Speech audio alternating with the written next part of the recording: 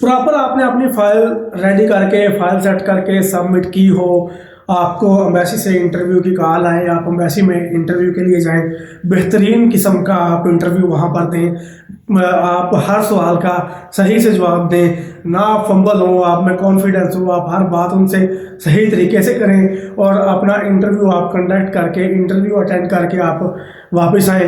महीना डेढ़ महीना गुजरे, आपको टीसीएस से कॉल आया कि जनाब आपका पार्सल आया है, आकर वो रिसीव कर लें। आप इस खुशी में कि हमारा पासपोर्ट एम्बेसी से आ चुका है, वीज़ा लगकर पार्सल रिसीव करने जाएं, उस पार्सल में से कोई ऑब्जेक्शन लेटर या रिक्वायरमेंट लेटर निकल आए तो यकीनन आपको बहुत गुस्सा आएगा।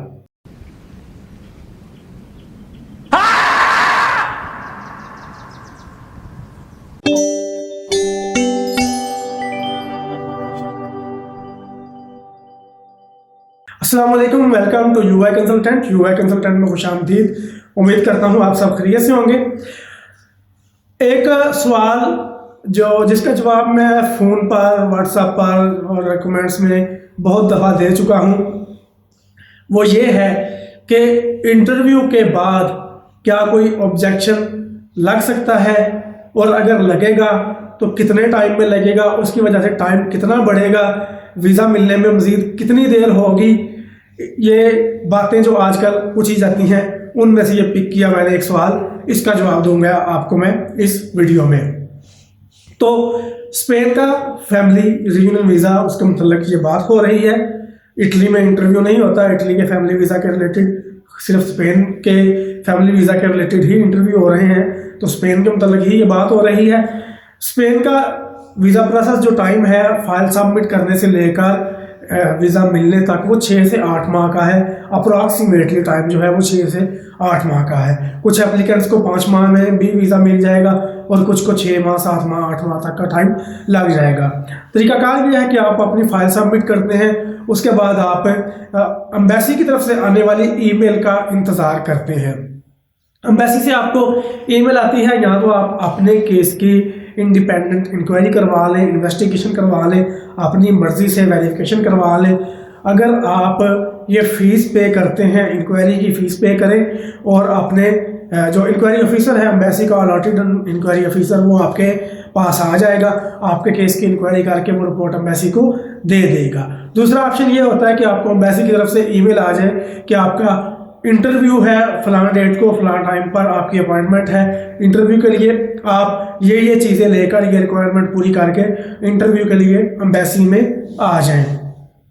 एम्बेसी में जब आप जाएं, आप इंटरव्यू में जब उनसे आपकी बातचीत हो तो वो आप सही तसल्ली बख्श उनको जवाब दें और आप बिल्कुल जो वो बातें पूछते जाएं, आप उनका फ़ौरन से जो भी उसका सही जवाब है वो उनको बताते जाएं। और आपकी जब उनसे कन्वर्सेशन ख़त्म हो, जब इंटरव्यू का जो टाइम है उनके पास वो ख़त्म हो, तो वो आपको ये कहें जी ठीक हो गया, आपका इंटरव्यू हो गया, अब आप जाएं और हमारी तरफ से कॉल का इंतज़ार करें। अब इस बात के बाद सवाल लोग पूछते हैं हमसे कि ये सीन हुआ है हमारे साथ कि उन्होंने कहा कि ठीक है अब आप जाएं, हमारी कॉल का इंतज़ार करें। तो अब हमें आप ये बताएं कि क्या इसमें कोई ऑब्जेक्शन लग सकता है, क्या कोई इसमें वो नई रिक्वायरमेंट मांग सकते हैं। तो इसका जवाब जो है वो डिपेंड करता है आपके होने वाले इंटरव्यू पर। अगर आपकी कन्वर्सेशन बगैर किसी ऑब्जेक्शन के, आपकी बातचीत के दौरान उन्होंने आपसे कोई चीज़ रिक्वायर नहीं की और उन्होंने किसी भी पॉइंट पर, किसी भी ग्राउंड पर आपको ऑब्जेक्शन की तरफ कोई इशारा नहीं दिया और उन्होंने ये कहा है कि जी ठीक है आपका इंटरव्यू हो गया, अब आप जाएं और हमारी कॉल का इंतज़ार करें, तो इस सूरत में ब्राइटर चांस ये है कि कोई भी ऑब्जेक्शन आपकी फाइल में नहीं रहा, कोई मज़ीद रिक्वायरमेंट आपकी फाइल में नहीं रही और अब आपको वीज़ा ही मिलेगा। Most of the cases chance यही है। कुछ एक्सेप्शनल केसेस हो सकते हैं कि बाद में कोई रिक्वायरमेंट आ जाए या ऑब्जेक्शन आ जाए। अब इंटरव्यू के दौरान जब आपकी बातचीत वहाँ पर हो रही होती है, उस दौरान अगर कोई ऑब्जेक्शन वाली चीज़ या रिक्वायरमेंट उनको कुछ चाहिए हो तो वो आपको उसी वक्त, उसी जगह पर उस चीज़ के बारे में बता देते हैं। रिक्वायरमेंट में अगर वो मांगे ज़्यादा से ज़्यादा, अगर ऑब्जेक्शन आपके केस में ना हो और कोई किसी किस्म के पेपर में कोई एक्सपायरी डेट का मसला ना हो, कोई स्टैंप का, कोई साइन का प्रॉब्लम ना हो, तो रिक्वायरमेंट में जो ज़्यादा से ज़्यादा वो चीज़ मांगते हैं वो आपके स्पॉन्सर की ट्रैवल हिस्ट्री मांगते हैं, उनका रिकॉर्ड मांगते हैं कि वो कब पाकिस्तान आए और कब वो यहाँ से गए, कब कब आए और कब कब गए। खाली एक दफ़ा नहीं, पूरी ट्रैवल हिस्ट्री वो मांगते हैं।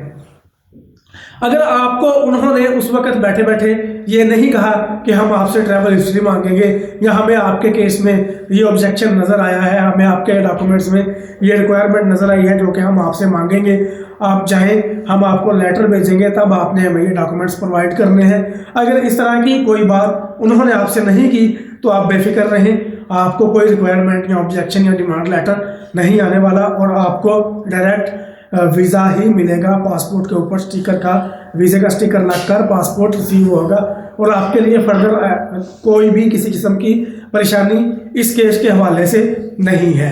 अगर उन्होंने कोई चीज़ आपको बताई है तो वो चीज़ लाजमी मांगेंगे। अगर उन्होंने उसमें उस वक़्त ही नरमी कुछ रखी है कि हो सकता है हम आपसे मांग लें, तो फिर भी ज़्यादा चांस यही है कि वो आपसे रिक्वायरमेंट या डिमांड लेटर वगैरह आपको नहीं भेजेंगे और कोई चीज़ नहीं मांगेंगे। अगर उन्होंने उस वक़्त आपको बताया है कि हम मांगेंगे तो यकीनन वो फिर मांगेंगे और जब वो ये बात कह दें तब आप इस चीज़ की तैयारी रखें कि आपको डिमांड लेटर आने वाला है। अगर उन्होंने ये बात नहीं की तब आप इस चीज़ की तैयारी रखें कि आपको वीज़ा मिलने वाला है। अकॉर्डिंग टू जो उसकी ऑनलाइन डेट्स होती हैं उसके मुताबिक आपने तैयारी नहीं करनी, ऑनलाइन स्टेटस वगैरह चेक करके आपने तैयारी नहीं करनी, उससे 10-12 दिन आगे रखकर आप अपने ट्रैवल की तैयारी करें। आपको इंशाल्लाह उस डेट से पहले वीज़ा ट्रैवल की डेट शुरू होने से पहले पासपोर्ट मिलेगा और आप यहाँ से ट्रैवल करके स्पेन में मूव हो जाएंगे। तो ये रही इंटरव्यू के बाद ऑब्जेक्शन लगने के हवाले से बात। उम्मीद करता हूँ आपके ये काम आएगी। वीडियो अगर पसंद आई है वीडियो को लाइक करें, मुझे दुआ में याद रखें। खुदा हाफिज़।